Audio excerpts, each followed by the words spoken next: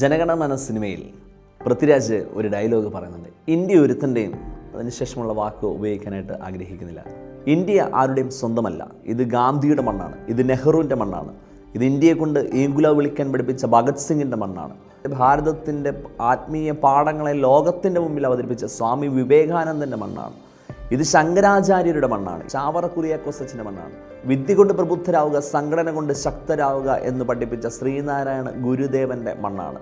ഇന്ന് വിദ്യയെ ആഭാസമാകുന്ന ഈ ഭാരതത്തിൽ 23 ലക്ഷം വരുന്ന കുട്ടികളുടെ ഭാവിയെ ചോദ്യം ചെയ്യുന്ന നീറ്റ് എക്സാമിൻ്റെ ക്വസ്റ്റ്യൻ പേപ്പറുകൾ ലീക്കായപ്പോൾ അതിനെതിരെ പ്രതികരിക്കുന്ന, അതിനെതിരെ ചോദ്യം ചെയ്യുന്ന, അതിനെതിരെ ശബ്ദമുയർത്തുന്ന ഈ രാജ്യത്തിൻ്റെ യുവജനങ്ങളെ അടിച്ചൊതുക്കാമെന്ന് ഇവിടുത്തെ ഭരണകൂട ഭീകരത കരുതുന്നുണ്ടെങ്കിൽ അത് വെറുതെയാണ്. കാരണം ഇത് ഇന്നിൻ്റെ പോരാട്ടമാണ്, നാളെയുടെ പോരാട്ടമാണ്.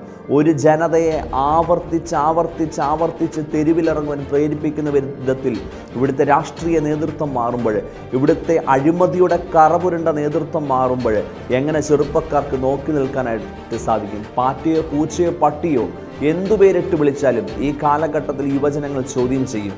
ജനഗണമന സിനിമയിൽ പറയുന്ന പോലെ ഇന്ത്യ ഒരുത്തൻ്റെയും ബാക്കിയുള്ളത് ഉപയോഗിക്കാൻ ആഗ്രഹിക്കുന്നില്ല. ഇന്ത്യ എല്ലാവിടെയും കൂടാണ്. ഇന്ന് അവർ പ്രതികരിക്കുന്നത് നാളേക്ക് വേണ്ടിയാണ്, അടുത്ത തലമുറയ്ക്ക് വേണ്ടിയാണ്.